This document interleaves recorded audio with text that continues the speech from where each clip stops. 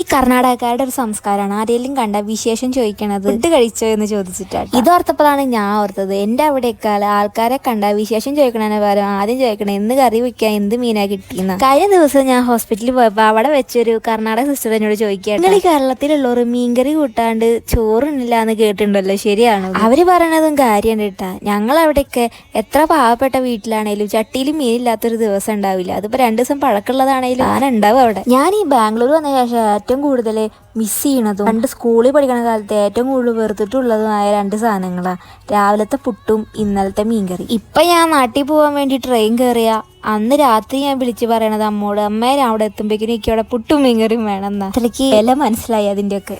എനിക്ക് ബാംഗ്ലൂർ വന്ന ശേഷം പുട്ടും മീൻകറിൻ്റെ കൂട്ടത്തിൽ വില മനസ്സിലാക്കിയ സംഭവങ്ങൾ ഇനിയുണ്ട്. ഇന്ന് ഇത്ര ഉള്ളൂ. വീഡിയോ കാണുന്നവർ ഇഷ്ടപ്പെട്ടാൽ ലൈക്ക് ചെയ്യാനും സബ്സ്ക്രൈബ് ചെയ്യാനും മറക്കല്ലേ. See U.